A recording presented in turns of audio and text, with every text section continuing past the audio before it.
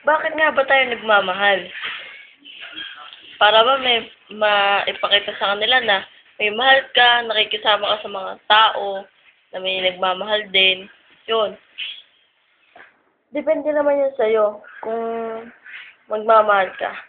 Alam ko, nagmamahal ka kasi mahal mo yung parents mo, si God, mahal mo. Pero yung sa isang tao, yung katulad ng babae at lalaki, nagmamahalan, yun. Naisip mo na ba yun? Bakit ka nagmamahal? Bakit mo siya mahal? Diba? Ano kasi yun? Yung unang tingin mo pa lang sa kanya, diba, love at first sight. Yun. Ano yun? Minahal mo siya sa unang tingin mo pa lang. Pero, masasabi mo bang mahal mo talaga siya kung unang tingin pa lang, hindi mo pa alam yung ugali niya, mga ginagawa niya. Diba? Yun, mahirap talaga magmahal sa taong hindi mo pa kilala. Crush! Pwede pa crush. Yung crush mo yung kaklase mo. Pero hindi mo pa alam yung family background niya. Yung background niya. Diba? Tapos magmamahal ka. Tapos masasaktan ka. Sino sisisihin mo? Sarili mo. Kasi nagmahal ka ng taong sasaktan ka lang. Diba? Kaya tayo nasasaktan kasi nagmamahal tayo.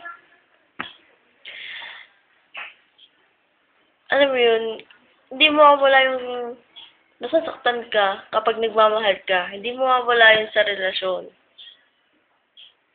Kahit wala kang relasyon, nasasaktan ka din. Nasasaktan ka din kasi nagmamahal ka rin sa parents mo. Di ba mahal mo sila? Tapos, kapag may bagay silang hindi na ibigay sa'yo, nasasaktan ka. Parang kinamumuhin mo sila. Bakit sila pa yung naging parents mo? Bakit doon ka pa napunta? Bakit ka pa pinanganak? Naisip mo ba yung mga bagay na yan? Kasi, ako, naisip ko yan. Pero, binabaliwala ko lang yan kasi, mahal nila ako. Hindi man nila nabibigay yung gusto ko. Andiyan naman sila, pinapaaral nila ako, pinapakain 3 beses sa isang araw. Lampas pa nga eh, kaya nga ganito yung katawan ko eh. At, tsaka, minsan, mahirap din kasi yung buhay, yung bibigay lahat, yung gusto mo sa'yo. Yun. Sa pag-ibig naman, yung mga nagsasabi na, bakit yung gusto ko? Ayun pa yung pinagkait ng mundo. Sa ngayon, mahal mo siya. Diba, sa ngayon, mahal mo siya. Pero, darating din yung araw na makakalimutan mo siya. Kaya, hindi bagay sa'yo yun. Kaya, ayun pa yung pinagkait sa'yo kasi, hindi naman talaga kayo para sa isa't isa.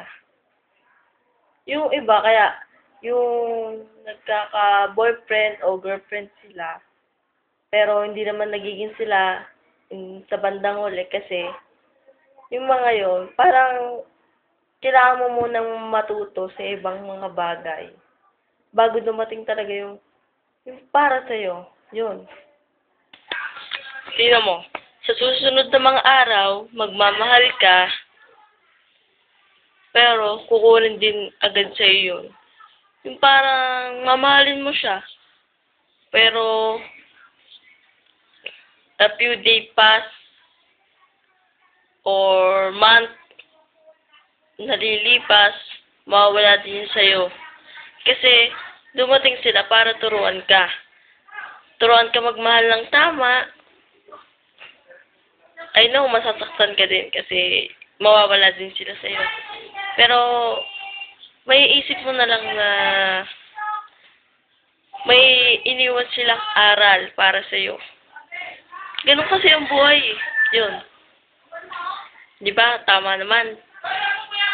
Sige, bye-bye na.